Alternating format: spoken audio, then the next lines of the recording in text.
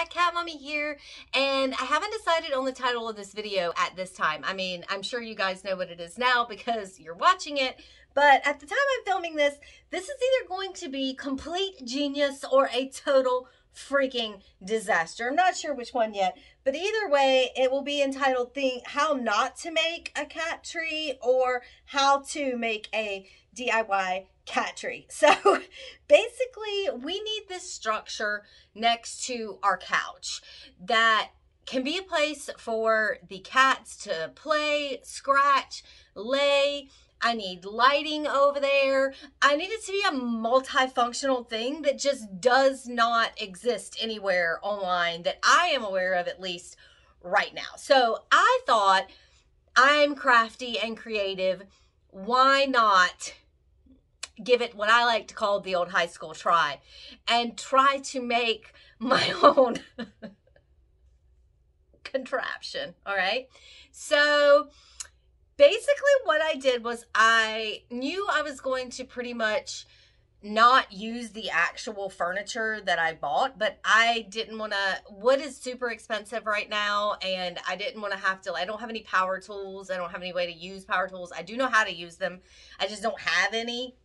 And the closest place I could go is like an hour away, and I didn't feel like driving. So I was like, I want to go ahead and just get something that I can use, and I don't care what it looks like. So the first thing I needed was basically coffee tables, and I ordered these. I'll link below this video to absolutely all of these items and or items like this, because these items may be out of stock, you know, but also either these exact items or items like these that I'm using.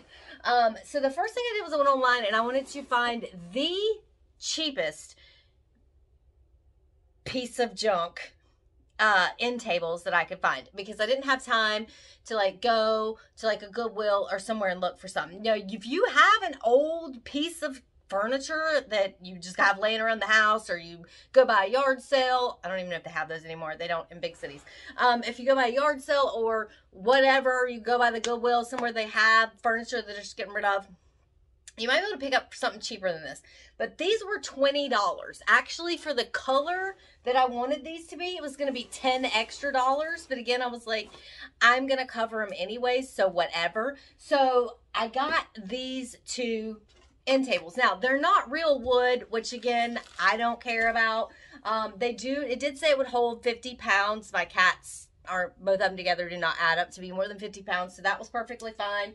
And it was super easy to put together. But basically, this is just a piece of particle board junk that there's no way I would ever use this in my house for like actual furniture. But again, I went out and found the cheapest thing I could. So I got two of them, okay? Because remember I told you guys I needed these things to light up, and I needed my cats to be able to use them. So my thought process is, okay, stay with me on my crazy thought process. My thought process is I'm going to take this one and this one, and I'm going to stack them on top of each other to give them height, because they are relatively low. You can see in comparison to like this table, which is about an average height for a table, this is definitely a little lower. I would say maybe 2 feet tall, maybe 2.5. I'm not sure. So it is a short little table, but I thought if it was too tall, I would just cut off these legs. They're hollow in the center. Again, this is particle board, so it wouldn't have been hard to do with a handsaw. But anyway, so I'm going to stack these two on top of each other, like so. All right, this is the plan. And again, if you could just do part of this. You could just do one of these. If your cat is clawing up your furniture, some of these ideas might be a great thing that you can do to your house. This is going to be very boho, country, cheeky. That's the vibe I'm going for anyways. Okay, so we're stacking both of these on top of each other. I'm going to cover them with this color, okay, this light natural wood. This is like shelf paper or wallpaper or sticky paper. It's sticky paper. It's basically a sticker that I'm going to put on this to make this wood the color that I wanted it.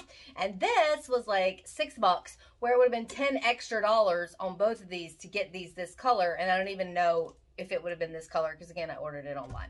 So how am I going to get these two to stay together? Well, I went out and bought some Gorilla Glue, because I figured if a woman can glue her hair to her head to the point where it will not come off, that surely Gorilla Glue will hold this table to this other table. But I will be testing it out. If it doesn't, maybe we'll screw something in. I don't know. We'll figure something out as we go. By the way, my cats have already been trying to jump and lay on these, so they love this concept. It's not even there yet. So we needed a place for one of our kitties to hide, and so in the living room. And there's only one place right now where they could possibly like get in under something, and one of our cats has already decided that that is his spot, and the other cat cannot have it. There's two spots, and both of those are already claimed by another cat. So we were like, we're gonna make this special spot for this other cat. We really need a special spot for him. So the bottom part, I'm going to make, I got some canvas. This is just canvas fabric. This is what a lot of cat tents are made out of. So I got some of this canvas fabric, and I'm going to sew panels. Okay, I've already cut it and ironed it. I will say, if I had to go back and do it again, I would not have bought canvas, because this crap wrinkles like crazy. Like, I had to iron it like a million times, and I'm really kind of OCD about that. So I had to iron it like a million times to get it to look this less wrinkled. So I would use like flannel or something maybe, but not this. But I already bought this, so whatever. But you know, if you want this canvas look, just know when you wash it, it's going to get wrinkled. You're going to have to iron it if you're that type of person like me. Now, the cool thing about this, or what I'm going to do with this canvas, is I want to make panels, okay? So I'm going to use my sewing machine, and I'm going to sew panels, all right? And I'm going to put the panels here with Velcro. Like, you can get Velcro that sticks to fabric on one side and wood on another. So all 4 panels around, so he can go in under. And then the front panels, I'm going to, now this is, again, we'll see what this looks like. This could be a disaster. The front panels I'm kind of do like this to make it look like a tent opening in the front, and you'll see what I do with that later. I'm going to cover, and I'm going to do Velcro. That is so if something spills on this, or something gets on it, or I need to wash it, I can unvelcro it, and this whole entire bottom part will be washable, because I am using a fabric on it. So this will be covered in this canvas. The top part is going to be this brown wood, okay? Now we're going to stack this part on right here. I'm gonna take this cat scratcher tooly stuff, sure it's not the right word, and I'm gonna twist it around these legs. Okay, so this is gonna be full-on cat scratcher. So let's see what happens. Oh, the next part, I need it to light up. So I also bought these lights, because we're putting this in place of where I used to have a coffee table, and I have a lamp on that coffee table, and so I really want light over in that corner. So I bought these sticky light things. They have different settings and dimmers and all that, and I'm going to glue these up under here, so this part is actually going to light up. And I may put some canvas straps, depending on where it looks, like hanging right here for a boho-y, like lovey vibe type thing. I haven't exactly figured all that out yet, but you guys are going to come on the journey with me for either ultimate cuteness or total disaster. So and by the way, I'm probably going to change clothes like 90 million times, because I'm not doing this all in one night. So you're going to see me in segments. So if you see me change clothes, it means it's a different day. All right, let's go to the videotape. Okay, so here I am putting the little sticker on, and basically you want to measure it, cut it, peel off the back, and then stick it on there, pretty much like a sticker. I will say there is a little smoother tool that you can buy. It's a plastic tool. It's going to help you smooth it and get all those air bubbles out. I highly recommend, if you don't have one of those, you get one of those. Obviously, I didn't have one of those, and I really wish I did. So I just did this process on both of the tabletops. and then they were both good to go. I love the way it looked.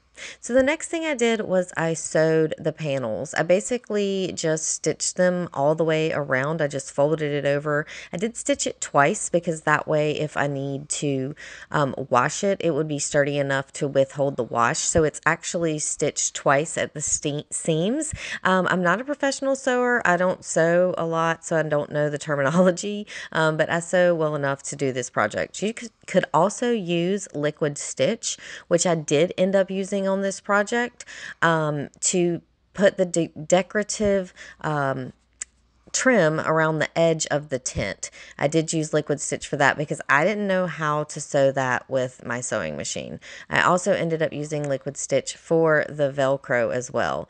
The Velcro that I bought so that I could pull these panels on and off was Velcro that had one part of it was for fabric and the other part was for non-fabric things, so like wood things like this. So it already came with sticky stuff, so I didn't have to worry about like figuring out how I was going to mount it on there. You can buy that right from the craft store. So you see me here using the liquid stitch to put the Velcro on the panels so that I wouldn't actually have to sew that on there. Again, this canvas was pretty thick and I didn't know what my sewing machine could do. If you are an advanced sewer though, I would say, yeah, go for it. Go ahead and sew it on there. So you can see here, I'm adding the decorative rope to the front panel of the tent, which is going to give it a really cute vibe. I also put that around the top of the panel where the Velcro was as well. If you've never used liquid stitch before, it really is amazing. You just let it dry for 24 hours and it's like you stitched whatever piece of fabric or whatever little banner thing on it you want to, and it stays. So pretty cool. Now for the catnip scratching poles, we tried every glue under the sun to get these poles to stay on without having to use a hammer and a nail, because I was literally scared that the material that these poles were made out of was so cheap that the nails would hurt it, but they didn't, because we couldn't find a glue that worked. Gorilla Glue did not work to even hold these poles to the top of each other, anything. We didn't use any of the glue. Ultimately, that all failed, but a few nails did the trick to hold it together. So the last thing we had to do was mount the light onto this. Thankfully, the lights that I bought actually came with a little sticky side. So all we had to do was pull off the back of it and it stuck to this automatically, which made it super convenient and extra handy. And then we just put the light down in a little pattern until we ran out and then ran it out the back so we could have the plug. That was pretty simple. So I did it. I finished it. Here it is. And you can see he loves it. He's enjoying the part with the lamp on it. I mean, have you ever seen a cat tree with a lamp? Never! I love it. Also, the below part where the tent is, he can hide in there. I did put a little fuzzy something in there for him. This also gives him 2 escape routes to get off the cat wall.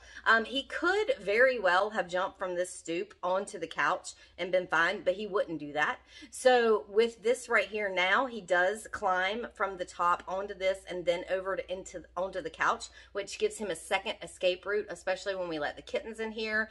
Before, he was just climbing up this way and coming down this way. Now he can climb up this way, he can go down that way. He has the privacy. I have the lamp. I can also put stuff on this because it's flat. It's not like curved or crazy like a regular cat tree.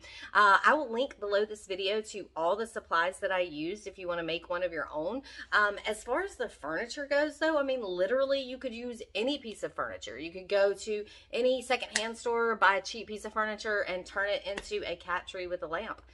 Wouldn't recommend using lights if you have animals that are attracted to like cords and stuff like that. It does lay flat on the top, but there is a cord coming down that might be attractive to animals that chew on cords. He doesn't do that anymore, so we really don't have to worry about him doing that. And obviously we wouldn't leave our kittens in this room unsupervised. There's too many cords for them to chew on that haven't been safety done. You could also put like safety rope on the cord, which would make it essentially not chewable if you wanted to. Again, I put the links if you want to do your own in the description of this video. And until I see you guys over on the next one, remember to keep living your most perfect life. If you like this video, why not give it a thumbs up And if you want more cat content from me, smash that subscribe button because every time you do, a cat gets a treat.